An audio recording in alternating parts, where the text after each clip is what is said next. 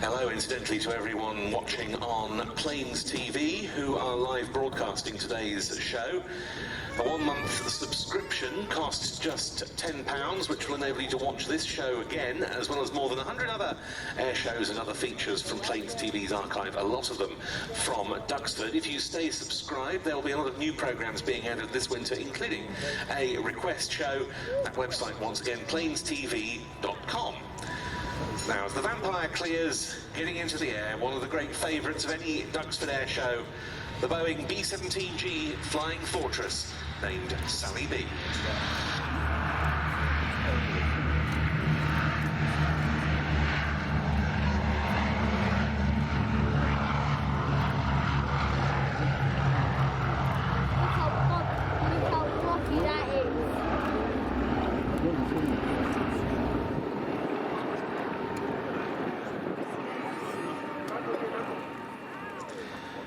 And as Sally B climbs away past the American Air Museum building here, we recall the fact that it's 25 years since the American Air Museum was inaugurated at IWM Duxford in a ceremony for which Queen Elizabeth II was present.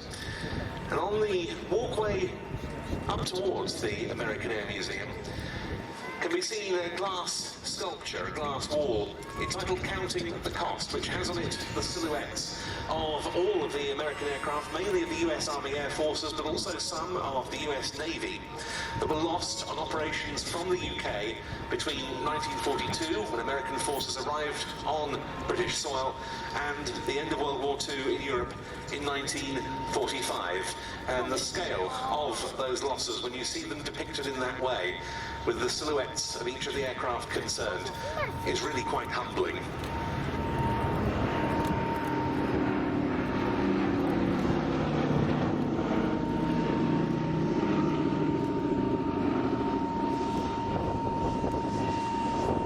It's in tribute to all of those servicemen and more on the Allied side.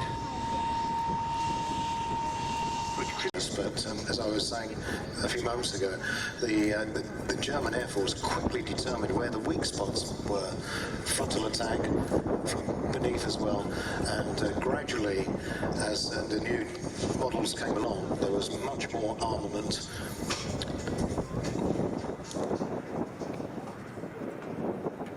And the losses, together with the support of, particularly the support of the P-51 fighters, the losses gradually were reduced. Flying Sally B for us today, Dutchman Peter Kuipers and co-pilot Darryl Taplin. A quite beautiful display from them. And as ever, Peter keeping the tail wheel off the ground. Well, you've got to save the rubber. Absolutely, for as long as possible, almost literally down to walking pace on landing. Beautiful.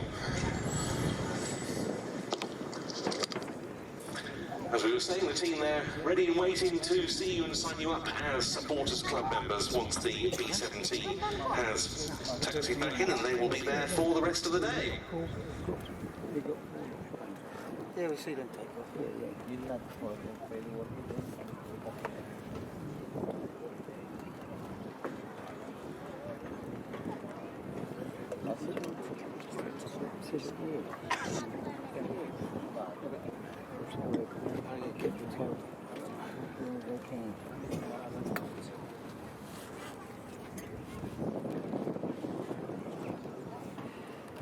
Now we're looking out for one of those only at Duxford formation combinations.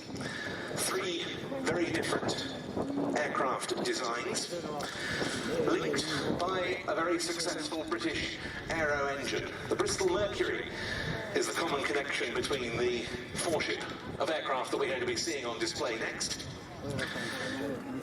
And it gives an indication of what a versatile power plant it was, because we're going to see it powering a twin-engined light bomber and long-range fighter, and two single-engine types, one of them a high-wing monoplane Army cooperation and special operations aircraft, the other a biplane fighter. In fact, what was the last new biplane fighter ordered for the RAF, also the RAF's first ever fighter with an enclosed cockpit.